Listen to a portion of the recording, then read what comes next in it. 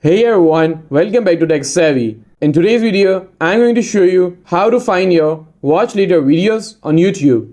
If you have saved videos for later and now wanted to watch them, this guide will help you access them in just a few taps. First, open up the YouTube app on your phone.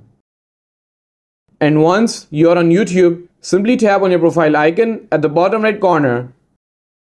Okay, so once you are here, you will see an option that says Watch Later. Simply tap on it. And now you will be able to see all the videos that you have saved to watch later.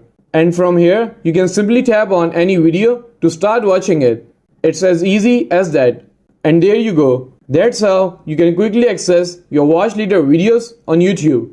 If you found this video helpful, please give it a thumbs up. And don't forget to subscribe to Tech Savvy for more helpful content. And I will see you in the next video. Thanks for watching.